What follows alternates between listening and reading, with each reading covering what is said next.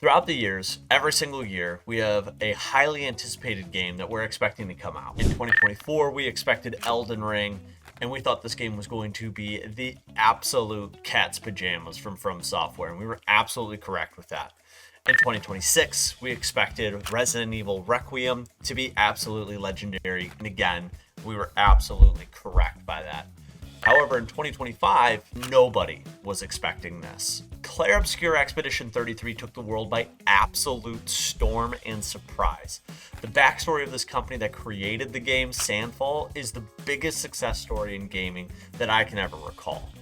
In a world full of microtransactions and 8, 9, 10 sequels, this game as a standalone title proved that passion and dedication and making a game that you want to play yourself is the number one priority. And that's exactly what Sandfall did. After leaving Ubisoft, a AAA company with a bunch of titles thrown at us between Assassin's Creed and everything else that comes along with Ubisoft, they decided to branch off and do something that they were passionate about, being Clair Obscur Expedition 33. This game is incredible in every way and earned every single award it got at the 2025 Game Awards this year. Today we're going to go ahead and explore that with Lumiere and how much it has to offer, and along the way we're going to go ahead and capture every achievement and platinum this bitch. Join me on the journey and be prepared to cry, be shocked, and absolutely fall in love with every character this game has to offer. Spoiler warning, this video will contain contents of the game. If you haven't played it, bookmark this, go play the game, I'm back, and then we can grind this out together. Before we fully dive into the run here, I have a quick shout out from our partners over at Ocean Dust Clothing. Ocean Dust is a clothing company dedicated on making sure gamers have the full drip. Whether you're looking for some casual clothes while you're gaming after a hard day on the job, or just trying to get some threads that represent you and your expressions, Ocean Dust has it all. I currently have a few orders right now, one of them being the Neo Metal Sonic Heroes t-shirt. I've also grabbed myself a Shadow the Hedgehog, as well as, of course, your boy had to get the Pirates of the Caribbean, the Curse of the Black Pearl shirt. And I am more than excited to share this with you guys here. Please feel free, go ahead and use the link in the description, and make sure you use the code COLDNIPBANDIT10. This will give you an additional 10% off your order. Please go ahead, check out, see what they've got to offer, and then let's dive into the video. We start our story overlooking Lumiere, a city rich with history, love, and hope. Our main protagonist, Gustav, is who the story follows, and his adopted daughter/sister. It's a little weird, we figure it out as we go. Story is beginning in the day of the Gamage. Sophie, Gustav's ex, just turned 33 this year, and it is her time to leave this world. Gruesome. I know. But Gustav is suave as hell and decides Rose is going to fix everything and win her back before the Gamage takes her away from this world. It's his last-ditch effort to right the wrongs and try to mend their relationship. On our way to confess our love to Sophie, however, Maëlle, our daughter/sister, teaches us how to battle. And I absolutely hate to admit this, however, it took me forever to actually get the hang of this whole turn-based style game. I haven't played a turn-based game since Final Fantasy for the Game Boy Advance. Your boy's a bit rusty. Cut him some fucking slack. Now that we finally beat her, we're off to go find Sophie. While we were speaking with Sophie, we discover a little more about this city and what the Gamage actually is. Every year, the paintress arises in front of this monolith out of the distance and changes the number, almost like some sort of doomsday clock, counting down from 100 all the way down to 0. This year, she changes it from 34 to 33. Hence, Expedition 33. After watching the paintress count down on her monolith, everyone who is 33 or older is suddenly turned into a cloud of rose petals. Like, I'm not feeling so good, Mr. Stark style. This is where the story immediately starts to sink in, that this is going to be so much deeper than we actually realize. This is my first real shock as well, that people, loved ones, parents, relatives, gone. This not only becomes our mission, but Gustav's as well, as this is what motivates him to hunt down the paintress and end this for generations to come, for those that come after. Immediately preceding the Gommage, the next round of expeditioners are gathering to celebrate those that they have just lost. Every year after the Gommage, there are a few brave souls that gather around to take their final year to try and stop the paintress. In this case, it's the eligible 32-year-olds that are about to try and dismantle this behemoth of a woman who is ominously counting down their doomsday clock to bring some form of normalcy to their lives, and for those who come after. During the festivities, however, comes our only missable achievement this run, and it's from this lady who gives you an old key. This old key is going to be super important for us later to unlock a journal entry that we need for one of the collectible achievements called Follow the Trail. So we hand her over our token in exchange for the old key and proceed to confront Mael for round 2 in a rematch. Now remember when I said that this was an embarrassing amount of time for me to figure this out? Again, this is an embarrassing amount of time it took me to beat her. Parrying was never my strong suit. Dark Souls, Elden Ring, I'm more of a rolling type of guy. And obviously making light work of Mael. Gustav and the gang set off for the continent, the mainland that Lumiere broke off from over 60 years ago to try and stop the paintress. And just like that, we get our first achievement. Lumiere, for embarking on our journey to the continent. Now, normally, when you get an achievement right away in the game, it's normally a good thing. It means the story will start off slow and upbeat, give you time to get used to the mechanics, warm up to the situation. This one has a little bit of a different path. Now that our expedition has been brutally attacked by a mysterious old man that survived the Gommage and these creatures called Nevrons, we set out on Act 1, Gustav. Act 1 of Expedition 33 is based around Gustav finding the remaining members of his original party. One of the first people we end up meeting up with is Lune, one of our estranged exes from Lumiere that was split up from when you first landed on shore and with only moments to spare.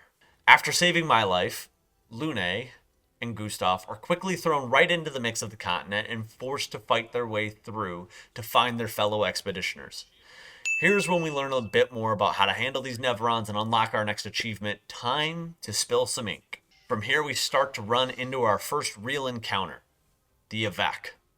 This gave me so many problems, so much so, I lost some footage due to rage. At least in this mix, I was able to get the achievement Overcharge, and after defeating the Avec in the lost footage, we unlocked our next achievement, Spring Meadows. After the Spring Meadows, we are off to the Flying Waters area to try and locate our remaining party members. While exploring Flying Waters, we find these things called paint cages. They're essentially guarding valuable loot that can sometimes be Luminas, Pictos, or even weapons for your specific builds. At this point, we find our very first paint cage and pop the achievement, Paint Cage. After further exploring, we find our next surviving team member, Mael. Yes! Our adopted daughter/sister from before. Still unclear. She was saved by this evil devil-looking creature, who eventually teaches us some new moves and forcibly becomes a part of our party moving forward. Strong foreshadow. He's important. After meeting Mael, she introduces us to the Gestrels, local villagers that act as merchants throughout the game, and Noko here is our best buddy, and nothing better ever happened to Noko. Ever. After talking with Noko, we head to our very next boss fight, Goblu.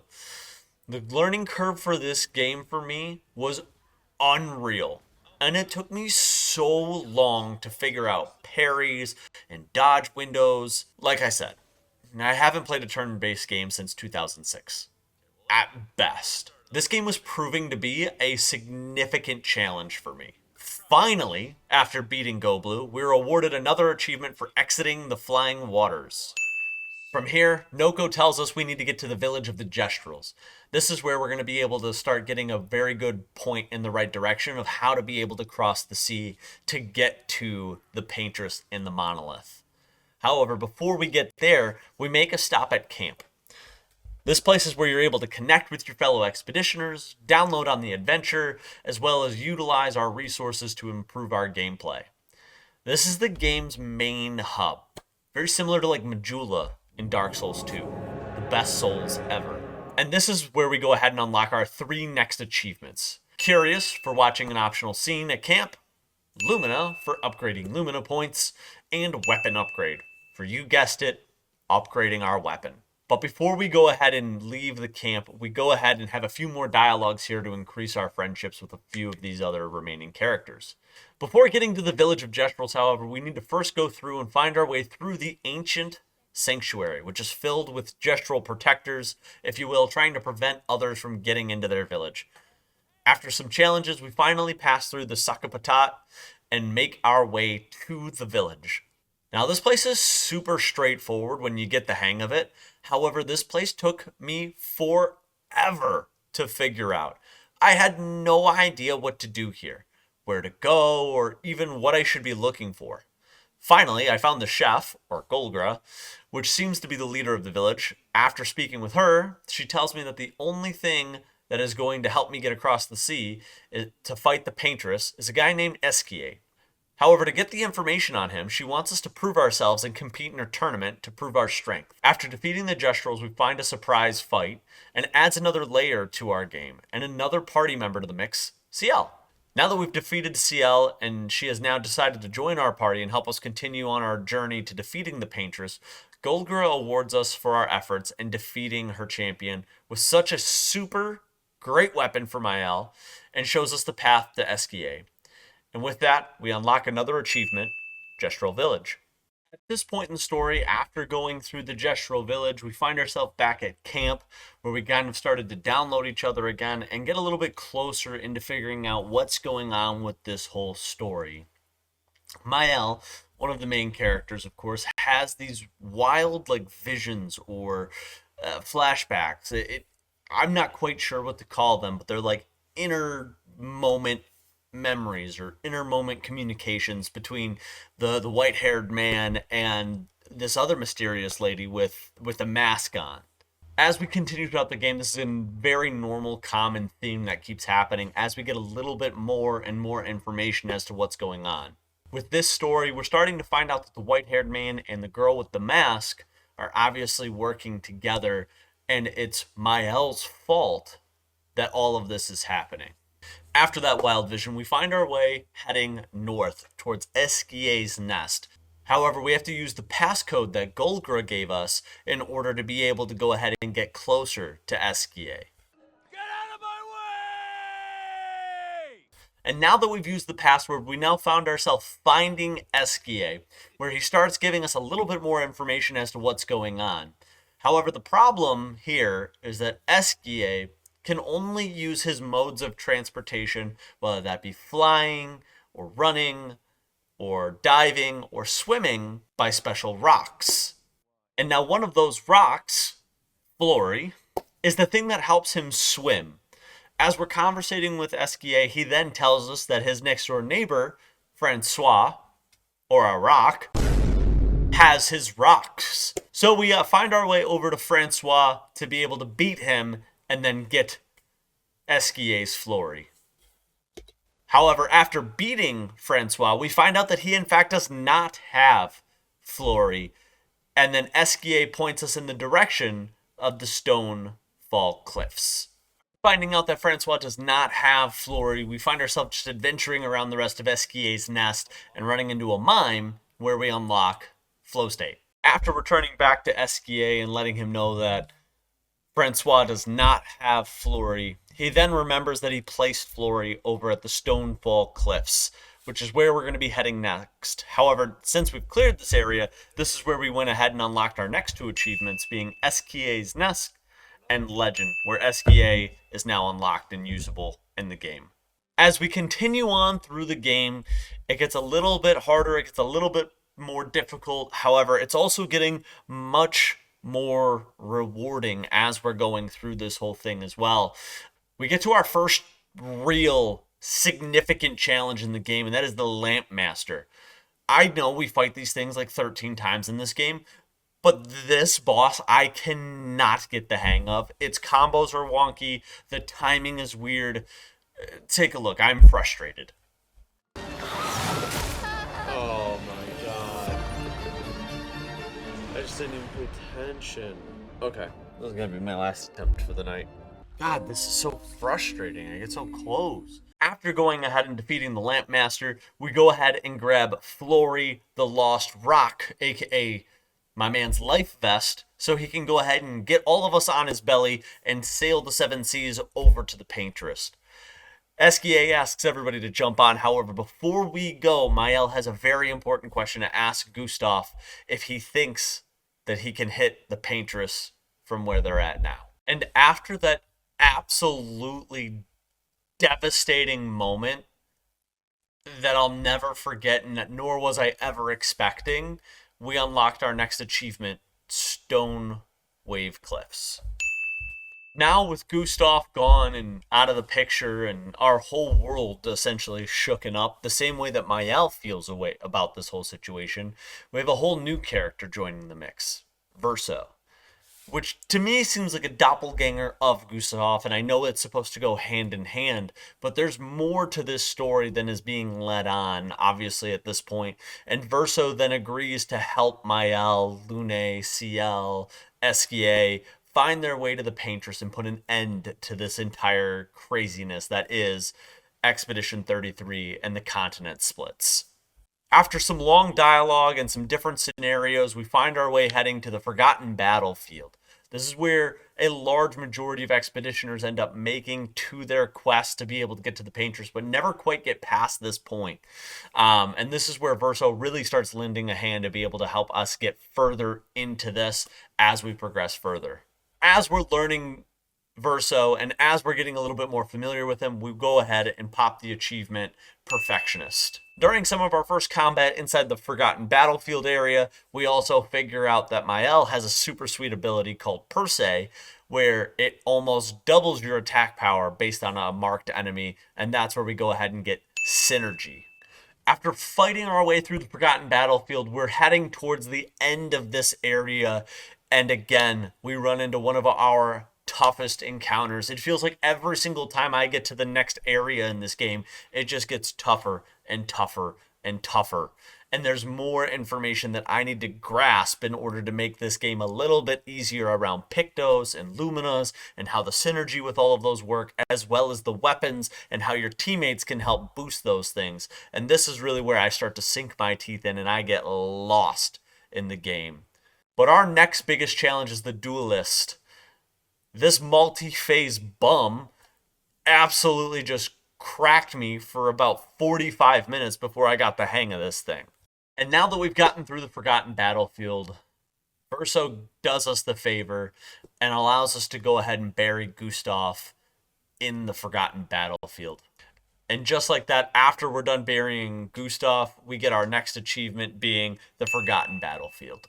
With Verso super well versed with this area, because we find out further in this conversation that he's actually over 100 years old and completely immortal along with the white-haired man, because their connection with the Paintress. They were a part of the original expedition being Expedition 0 at this point. Verso's super well versed with the entire area and has made a lot of friends along the way. Decides that we need a little extra firepower, and we stop at Minoko Station to find our pal, Minoko. However, before fully getting him into our party, Minoko loves to battle and only agrees to move forward with us if we beat him in a battle. And this is also where we go ahead and get our next achievement, being Maximization. From here, we gather the gang up. We've got everybody all together. We've gotten the full expedition together, so we unlock the achievement Expedition 33, as well as getting the achievement Minoko Station. Footage cut out here a little bit, but you guys get the point. It was essentially just getting Minoko into the party. From there, Verso says that we need to head through Old Lumiere, where the heart of the Paintress actually lies. That's how we're going to be able to get the upper hand on the Paintress. So then we travel our way to Old Lumiere. At this point, this is where the group gets split off. Good old classic Scooby-Doo style. And Mael and Verso head one direction. Lune, CL, and Minoko head another. While they're out and about, Lune, Minoko, as well as CL find an expeditioner's journey that tell them a little bit more information about what's going on than Verso's originally let on with. As we get closer and closer, we end up getting towards the end of this level where Renoir is, and this is also where the paintress is locked into the manor and thus locking away her heart from being able to be damaged by the expedition. However, as we're confronting Renoir, Lune shows up and lets us know that Verso is in fact Renoir's son. Even though Verso is Renoir's son, he doesn't matter. He still wants to take Renoir out because he's trying to protect the paintress. That's ultimately what we're here to do, is take the paintress out to end this craziness that is this world, and put an end to the gommaging.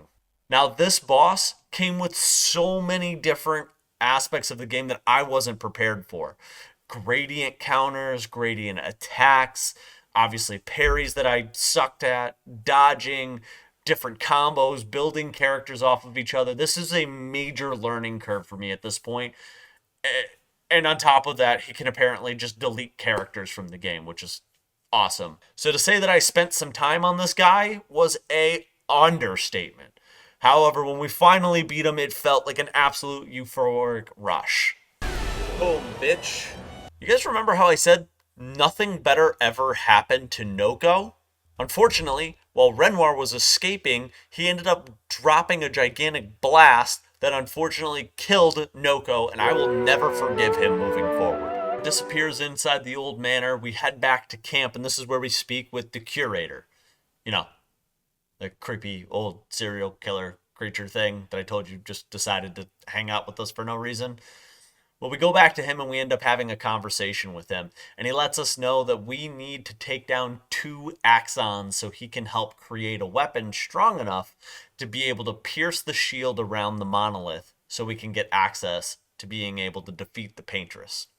After doing that, we end up finding our way over to Visages. That's the very first axon here, which is a masked opponent that has 3 masks building up to the main boss. You've got Joy, Sadness, and Anger. If you take out all 3 of these masks, it makes the boss a lot easier, so that's exactly what we ended up doing. However, before we ended up getting to the final boss, we ran across my arch nemesis in this entire game. Remember I told you I sucked at parrying and it's not my thing, and normally I'm a dodger. I end up rolling everywhere and any sort of Souls-like or anything else along those lines. There's a reason this guy is my arch nemesis. It's the chromatic Ramesseur. This MFer does not let you attack. There's zero forgiveness. The only way you can beat this guy is to consistently parry and counterattack. That's it. There is no turn. You get no turn unless you parry and counterattack. To let you know that I almost crashed out and deleted the game at this point was an absolute understatement.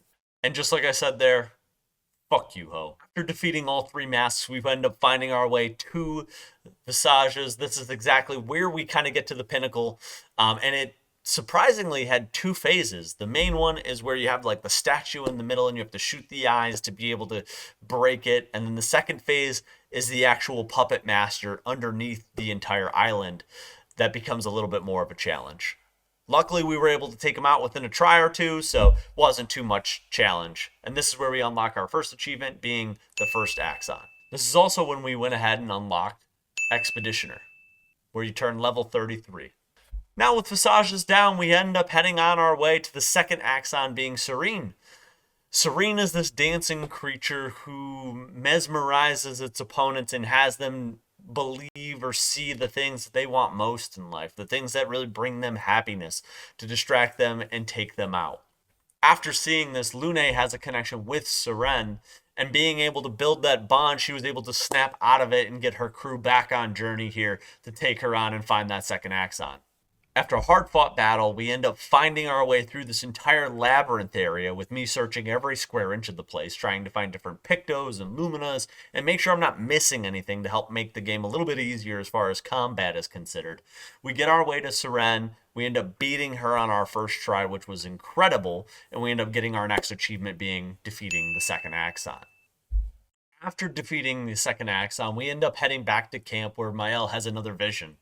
This vision's giving us insight as to what's going on, and now she's getting visions of the actual paintress.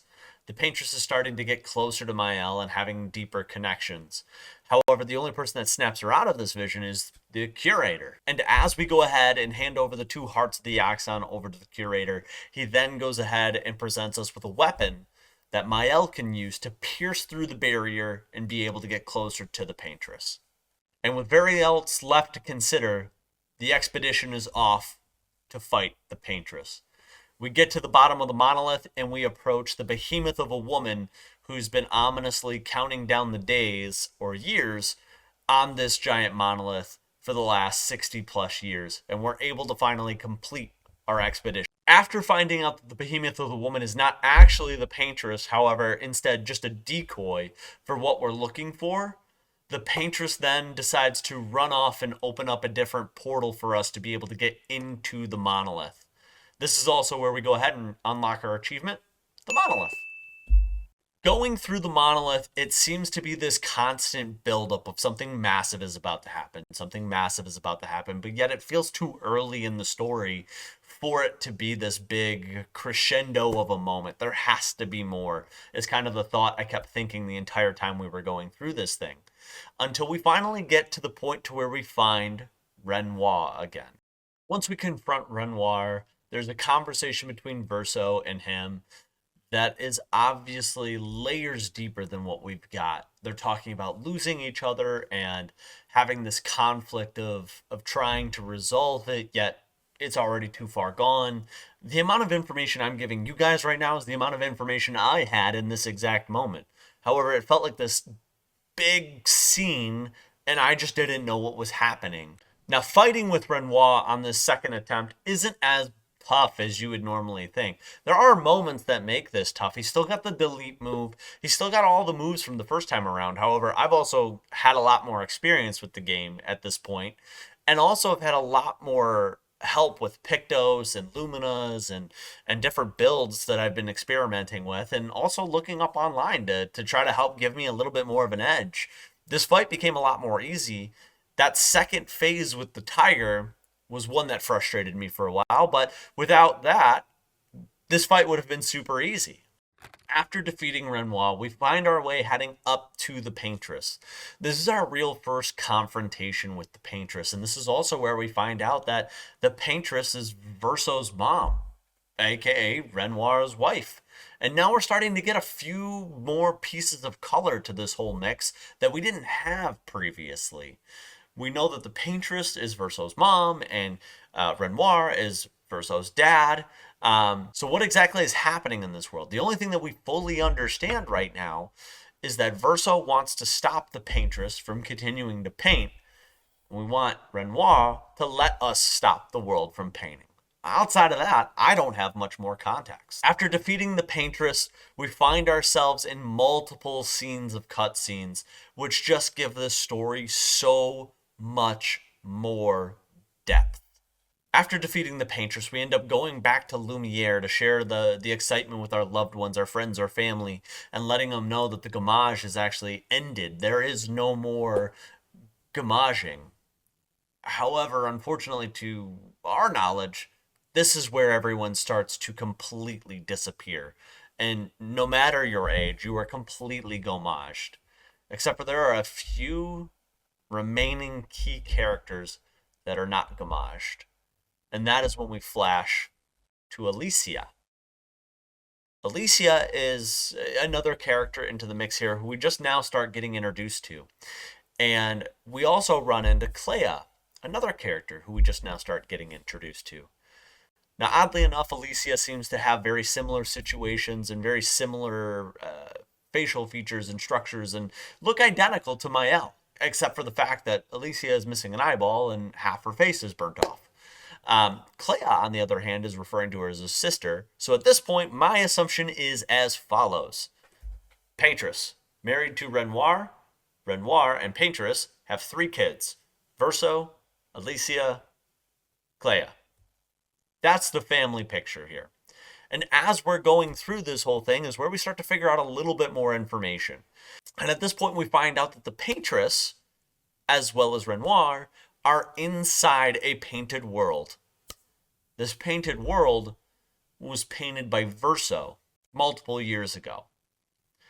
And the reason they're in that world is to spend time with their son, Verso.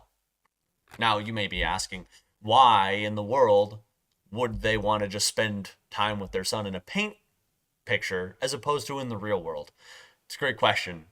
Unfortunately, there was a house fire, which is why we saw clips of the manor burning in multiple different scenes with Mael.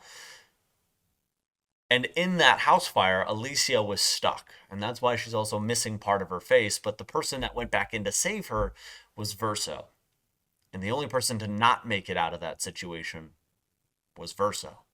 So in an effort to get their parents out of the picture and back into real life to be able to start dealing with things on their own, Clea and Alicia move the painting down to a hidden area.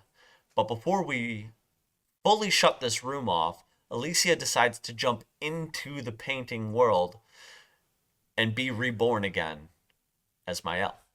Now that the gommage is officially over, Mael is now back in the picture with Verso, but Mael now has all of the old memories of Alicia. So Alicia and Mael are now the same person, and she fully understands what's going on and has a better idea of what to do with this whole entire picture. She confronts Verso and starts to put together a game plan of what to do next.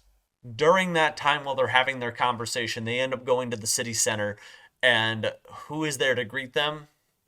None other than the curator himself, who actually turns out to be the real version of Renoir.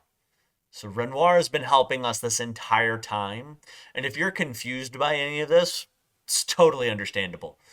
There were two different versions of Renoir. There is this version being the physical form of him, and then there's also the painted version that we ended up deleting when we beat him before versing the paintress.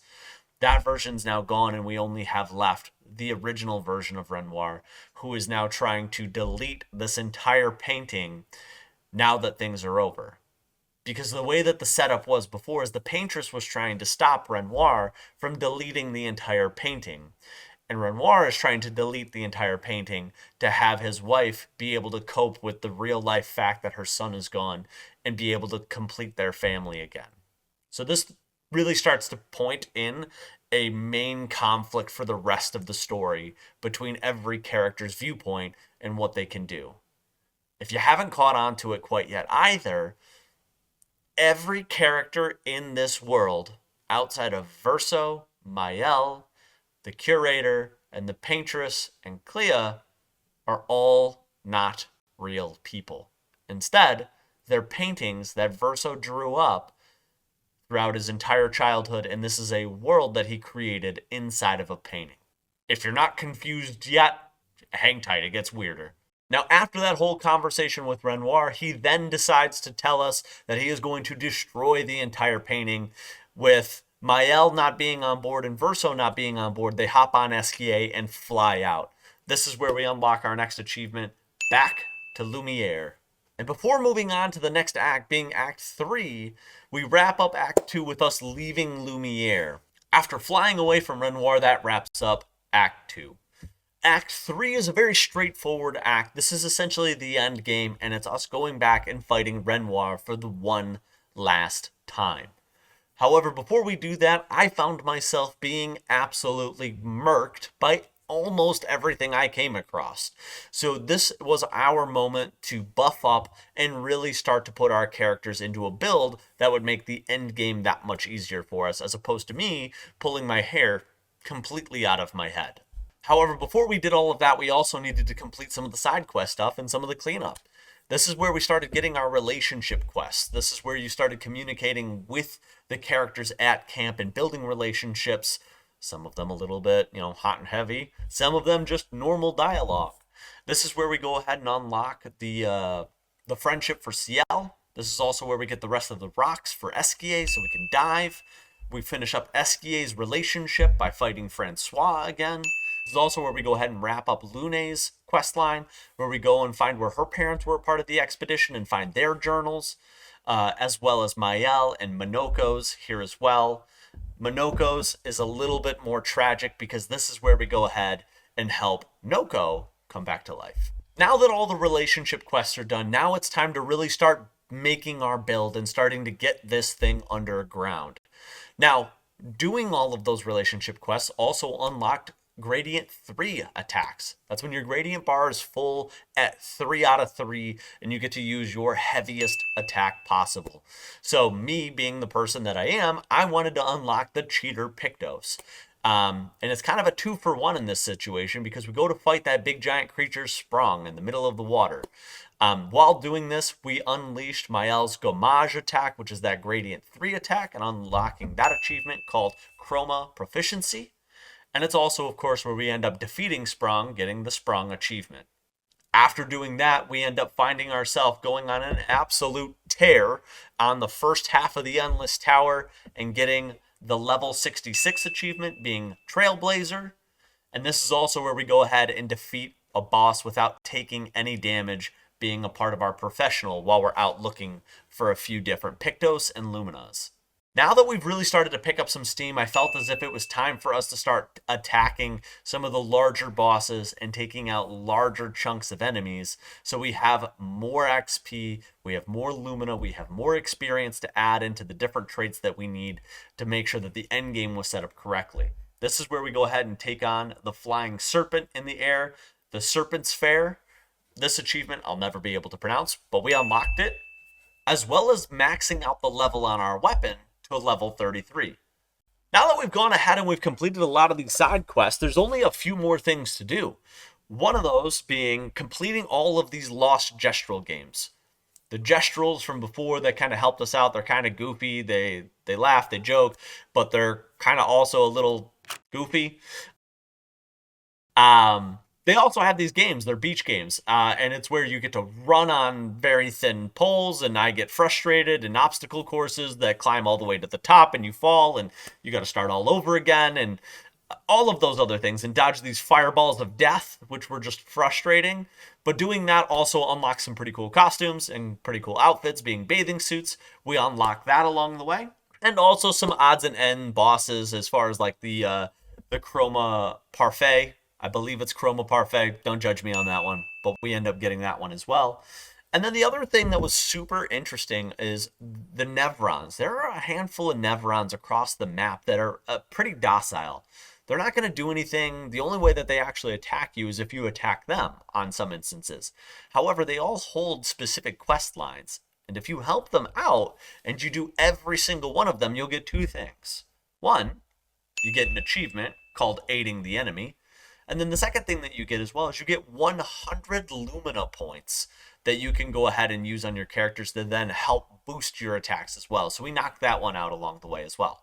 After doing that, we were feeling a lot more comfortable with our build and a lot more confident as well, to where the fights became a lot easier. We were getting more rhythm going with the parries. We were dodging well. We were doing our gradient counters and all the other fun stuff. So then we started taking on more difficult bosses and just kind of found them naturally in the map. One of them being Clea, which we ended up having that battle with, and that worked out super well, where we beat her very quickly. And also Noir et Blanc. That's that lamp master who's hiding in the painting worlds. You have to kind of solve the 4 different painting puzzles to be able to get to him.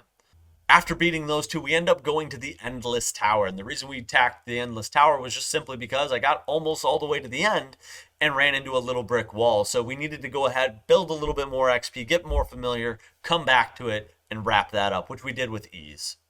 The other thing that we went ahead and did is we went across the entire map and we looked for these small little gestural guys that our helpful hand back at camp is looking for. He's looking for 9 of these little guys, and you end up finding them across the map in various different areas. And as you find them, you get different outfits, hairstyles, and also another ability to where you can break painted trees in order to help you find additional loot inside the game. Once you find all 9, you go ahead and unlock an achievement called the Lost Gestrals. Now, where I messed up with the Endless Tower is simply I did not have Minoko in my party. Minoko has an achievement called Feet Collector, weirdo, to where every single time he beats a new Nevron that he's never ran into, he essentially gobbles up their feet and gets a new ability that he can use as far as combat is considered. In the Endless Tower, you get every single one of them except for 3 of them. The last 3 are found in the open world on the continent, and we end up finding those guys pretty easy and getting Feet Collector. Now, I didn't really use Minoko a whole lot on this run, so I had to go back and do the easy one where it's the Wheel Collector, where you end up hitting the wheel cycle 4 times in a row with the different colors for the different moves that he has available. So we knock that out, and then we end up heading on our way over to Simon. Simon is arguably one of the most difficult bosses in the entire game. This boss is notorious for taking turns, stealing shields, having endless turns, and having endless parries and endless dodges to be able to find a way to get an opening and be able to defeat him. Remember about like 2 or 3 minutes ago how I said I took a break before beating the game and went ahead and powered up? I overleveled a lot. And after beating Simon, we went ahead and got the achievement, Peace at Last. Now, after finishing the gestural games, what we did is we actually went ahead and we wrapped up the story.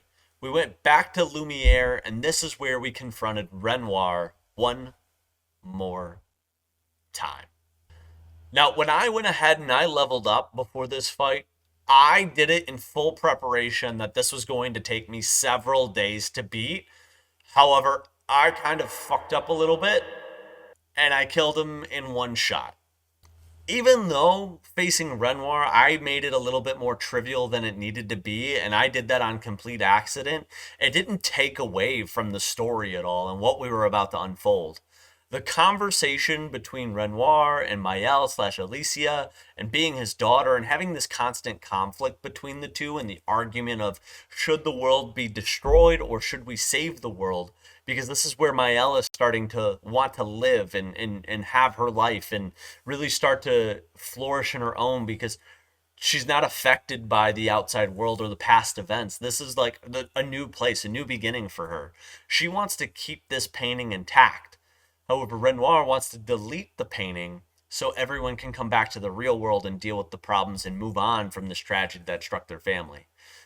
As they're having this conversation, Verso can't help but start to develop some sort of thoughts and emotions and theories and wants around this whole thing. And you can start to see the wheels turning that he's no longer on the same page as Maëlle. As Renoir agrees to let the world stay open for just a little while longer so Maëlle can go ahead and spend a few more days, years, months here, a portal opens. And this is where Verso goes ahead and jumps through, and also where we unlock the achievement, the end.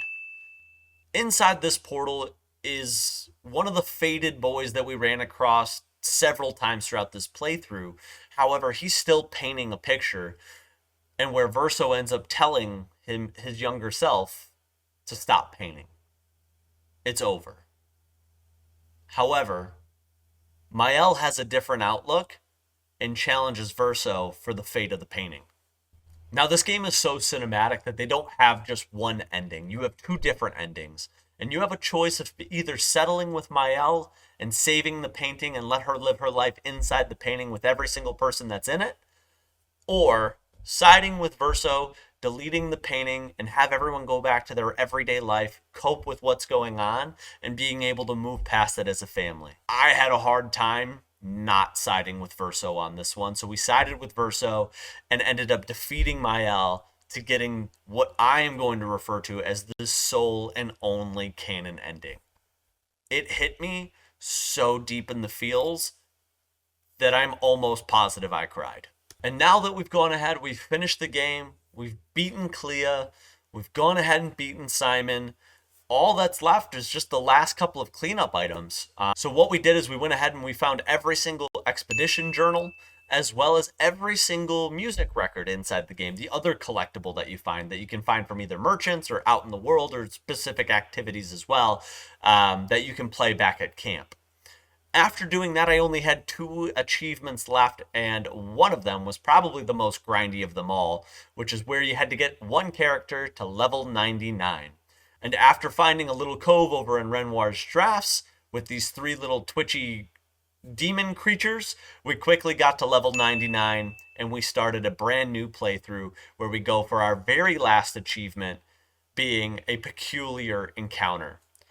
A peculiar encounter is just simply where you had to fight the mime in the very first part of the level, right after you give Sophie the rose. So I missed it right away. So I guess that is the only other missable achievement. However, it's really easy for us to restart a new run, grab that, and call it a day. And just like that, we started the game with Gustav. We fell in love with Gustav. We redeemed Gustav by destroying the painting and having every single person live their life the way that they were supposed to. And we ended the game with Gustav and unlocking the very last achievement, being a peculiar encounter. And just like that, ladies and gentlemen, boys and girls, we went ahead and platinumed Clair Obscur Expedition 33, and it was an incredible adventure from start to finish. It is a 10 out of 10 game and deserved every single award that it got this last year at the Game Awards. What I'd like you guys to do, if you enjoyed this comment, please go ahead and drop me a like, as well as subscribe to the channel. Hit that hype button so it lets other people know that this channel and this video is hype. But more importantly, what I want you guys to do is go ahead and drop me a comment about which game you'd like to see me platinum next, because for those that come after, they'll appreciate your comments. Until next time.